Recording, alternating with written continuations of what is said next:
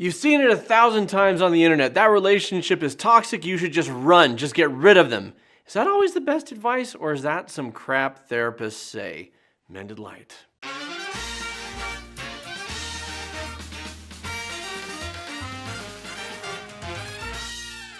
Okay, I think we have overcorrected. Here's what I mean by that. For a long time, there was pressure in society to stay in a relationship out of obligation, out of duty, even if that relationship was abusive or negligent or overall harmful to a person's mental or emotional health. We recognize that that was too far, but we swung way over the other way. Now people are throwing away their relationships just because it's hard, or just because their partner displays human weakness, or just because there's difficulty communicating or resolving conflict. And again, I actually don't see most people doing this. What I do see is the people around those people telling them to do it. You know what I mean. You talk to a family member, you're venting about your boyfriend or your wife or your partner, and they say, you should probably just find somebody else, or you're better off on your own. Now, in cases of toxic abuse, maybe true, but there's so many other human behaviors at play here. Let's take a look at what this looks like. In the movie Shrek 2, Shrek and Fiona have gotten married. They're going to visit Fiona's family. The fairy godmother wanted Fiona to end up with her son, Prince Charming, but she ended up with Shrek instead. And everybody there is pulling against Shrek and Fiona's relationship and telling them to break up. Fiona's father especially doesn't approve of Shrek and sees that there's strain in their relationship, strain that he's causing, by the way, but blaming it on Shrek and telling Fiona to be done. And the fairy godmother just thinks this relationship is all wrong and does everything she can to split them up.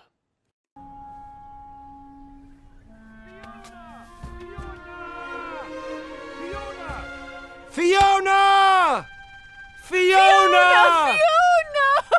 Oh, shoot. I don't think they can hear us, Pigeon. Don't you think you've already messed her life up enough? I just wanted her to be happy. And now she can be. Oh, sweetheart. She's finally found the prince of her dreams. But look at me. Look what I've done for her.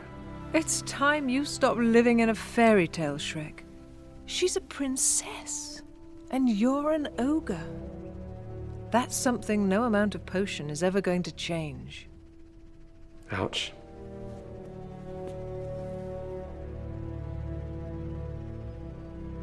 But I love her. If you really love her, you'll let her go. There will always be people with agendas.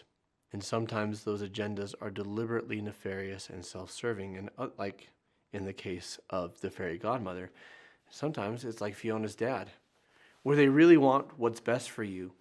But what they judge to be best for you is what they see and what they want and what their judgment dictates, not what your choice, what your heart, what your mind tells you. People who say if you love them, just let them go. Well, yeah, if they want to go. But what if they don't? What if they say kick them to the curb because you're bad for them? The assumption, or they say get rid of this person because they're bad for you. The assumption is that leaving will be a quick fix for life. Now, to be clear, being on your own is often easier than being in an abusive, controlling, neglectful relationship, a truly toxic one. Being on your own in some cases is superior to the mental drain that comes from being in a non-functional relationship. But the fact is, leaving has its own host of difficulties and struggles, stepping into the unknown, and it may not always be for the best. The fact is, I became a couples counselor because so many couples find that they are life partners, that they are a team, that they can be happy together, truly happy, if they just put in the work, and it takes both of them to do it. Now, why do people stay? People stay in relationships for all the positives. They also stay because of a fear of the unknown. So how do you know whether you should work on your relationship or get out of it? It reminds me of the line from Shawshank Redemption, right? Get busy living or get busy dying. In relationships, it's get busy working on your relationship or get busy moving on, moving forward. The real issue is not whether your relationship has struggles or problems. The issue is, one, are those struggles indicative of abuse or infidelity or a larger serious problem, or are they common and things that just need to be worked through? And two, is your partner willing to see it? And are you willing to see it? Are you willing to get busy working on the relationship? at a certain point, it becomes time to move forward and move ahead. In order for that to happen, you have to both agree that there is an issue, that there is a problem. If one of you doesn't see it as a problem, then you come to a standstill, right? You come to a deadlock. If I think there's a problem and you don't, how do we work through that? What do we do? Well, I see three options. The first is that efforts are made and change takes place. We both agree that there's an issue, or I may not think it's an issue, but it's an issue for you and you matter to me, and that's enough for me to say, okay, this is an issue, let's work on it. So efforts are made and changes happen, in which case, great. The second is that things don't change and both parties make peace with it.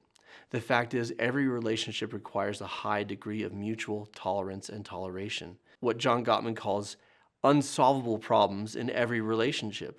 The issue is, are those unsolvable problems deal breakers or not? Your partner may always chew their cereal too loudly, right? Or they may find their thoughts drifting and struggle to bring them back.